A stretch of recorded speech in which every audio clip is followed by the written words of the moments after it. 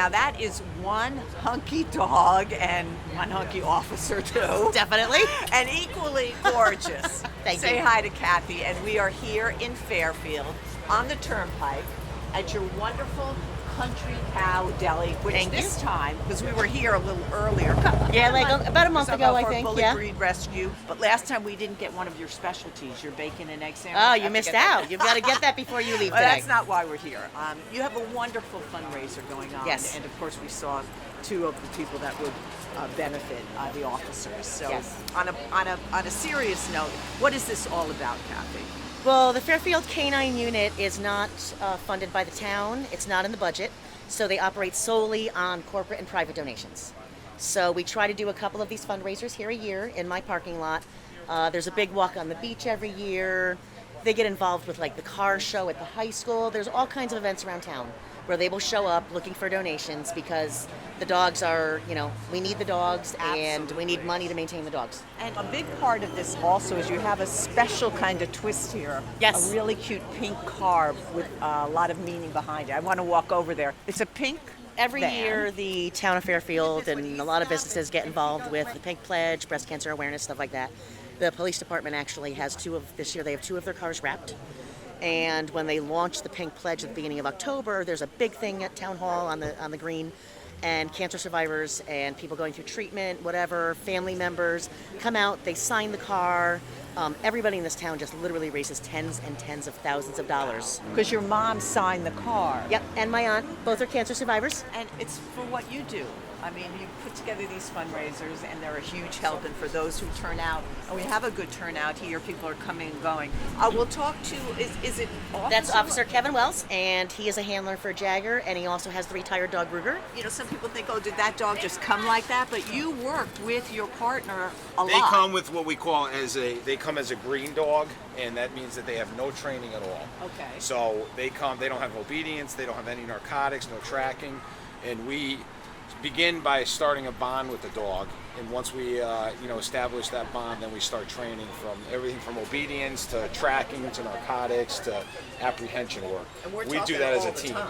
Yeah, we train twice a month, 16 hours a month, formal training, and then we actually do 30 minutes a day, 5 days a week. We train with the dog. Whether it's obedience, whether it's doing a track, whether an apprehension, with some type of training, at least 30 minutes a day, 5 days a week. And does he ever get to go on the couch when he's home? Very rarely. I have a retired K9 also, and he's got couch rights now that he's retired. He's earned those rights. Now, how long have you been partners? With K9 Jagger, I've had him for about 2 years. We've been on the road for about a year and a half, and we've been partners for about 2 years now. And then my retired K9, I worked with him for about 4 years. Wow. So since 2011, I've been a handler. I'd like you to explain, because in the back of your truck, you have all different items that you bring with you, or how does that work? This first thing we have is each of our canines have a bulletproof vest, which were donated to the K9 unit. That means people that are watching this can help with that always. Absolutely. And I want to make sure we know that. How can we do that? Because that is It's so basically important. like this fundraiser that we're doing today here at Okay. Country Cow, that all the funds are donated. The owner of Country Cow and somebody else teamed up, and they donated our two vests to not only to K9 Jagger but to K9 Maverick, but we've also just added a third K9. The new K9 is only about a year old, so we wait for another year until he matures and gets a little bigger. That way we can measure him and the vest can stay with him for a lifetime. But citizens can contribute, and then we usually go through a company called Vested Interest, and we get the vest through them. But this is the vest that we always, any dangerous situation, we put the vest on our canines so that they stay safe. This is a vest for myself. It goes over the top of my other vest. It just keeps us a little more safe than just having a regular vest on. It actually has steel plates in it. A couple other things we have, this is a 30-foot long line that I might need for the canine for tracking or searching buildings or something, that instead of having him off leash, I would keep him on a 30-foot line. Right. Yeah, it gives me more flexibility. That way he can go a longer distance. But he actually listens to you. And like, Oh yeah, everything is listened on by command. so for people who don't understand the bond, how would you sum that up? It's hard, It's an unbelievable bond. I mean, you have to imagine this My canine is with me 95% of my life.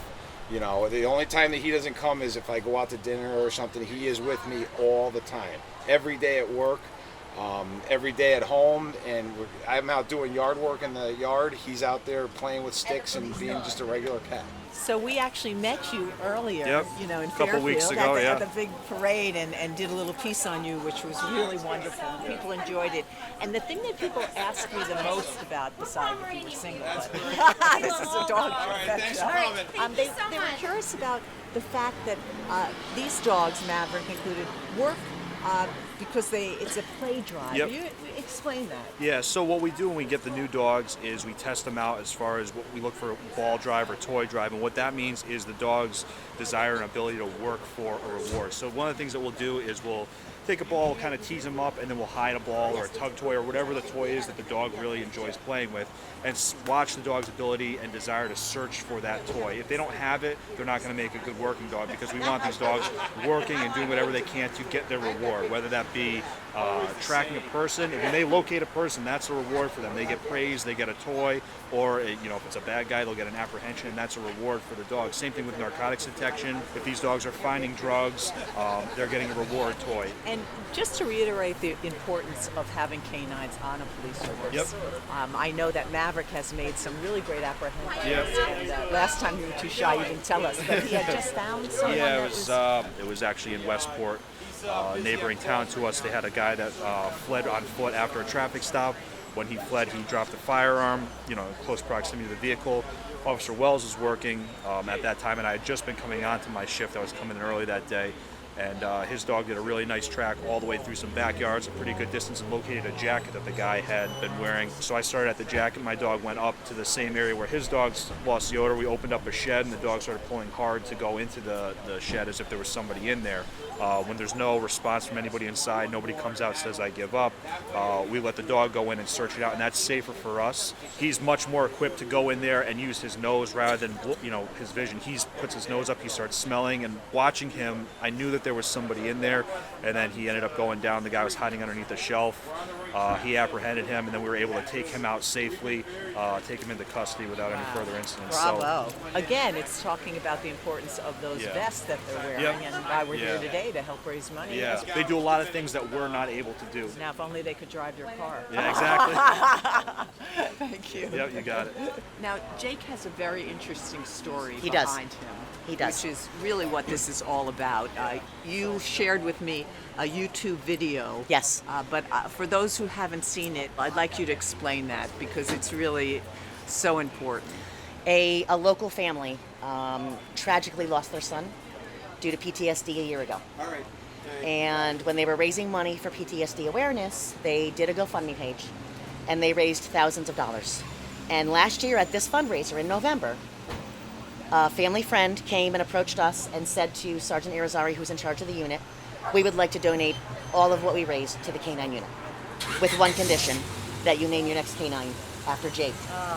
And so it took a year, a lot of work. Sergeant Irizarry worked very hard. Finally acquired the dog a year ago, and he's about to start his training, and of course his name is Jake. And as you can see, people are allowed to pet him, so that's Yes, a little bit different. that is one of the bonuses of Jake. This is the new K9 Jake. His handler and the unit leader, Sergeant Hector Irizarry. Being a military veteran myself, I had a connection with the Jake Pettit family. After that, they suffered the loss of their son.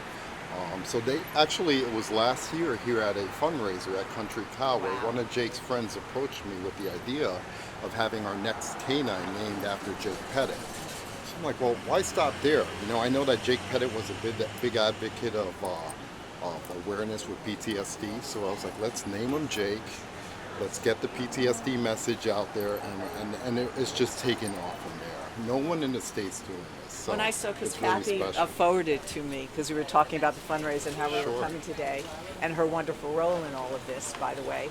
I just cried. I said, oh, this is so touching. And then to actually come here and see. It's And actually for you, happening. this must be incredibly fulfilling. Absolutely is. I'll tell you, without the support of people like Kathy and her husband Pete, it's just amazing what we're able to accomplish here. He is going to be primarily tracking and narcotics work. He's not going to do police apprehension, so he won't be a bite dog. And that's the difference between Jake and Maverick and Jagger. They're bite dogs. He will not be. I'm looking to not only do police work with him, but to get him out there into the public, get him out there into the veterans hospitals and the schools, and get that PTSD message out there, and have this dog be that completely social like he is now. I mean, through the Hometown Foundation, we were able to get him, and he was raised with kids with special needs, so he had that socialization imprinted in him already. It was like it was meant to be. Our two worlds collided, and here we are. Where we're at now is trying to get funds needed to get a vehicle, and then we're going to put the PTSD message all over that in memory of Jake Pettit on the side, a Marine Corps Eagle Globe and Anchor, do all that stuff just to help promote that awareness, and do it for the family as well, to honor Jake. I just want everybody to know how they can help our viewers that are watching this, Kathy, because that's one of the reasons why you're raising these funds, because that's what it's all about. So Yes, where there's- can people find you, right? And There's a couple of ways that you can help out the unit.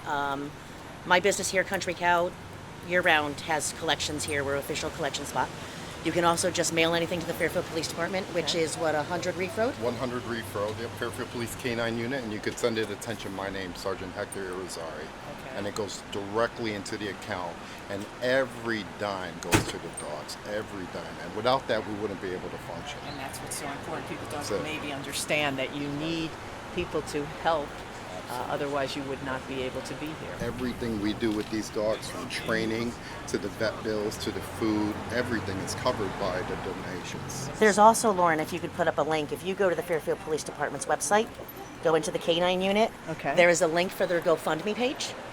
And that's always up and running, so credit card donations online can be made through the GoFundMe page, which is right on the Fairfield Police's website. Fantastic. So we hope everybody will get involved. You don't have to Please live in do. Fairfield to get Please involved. do. So thank you for all you do. And Thank you. Thank you. Thank you. And this has been Lauren's Crazy Picture.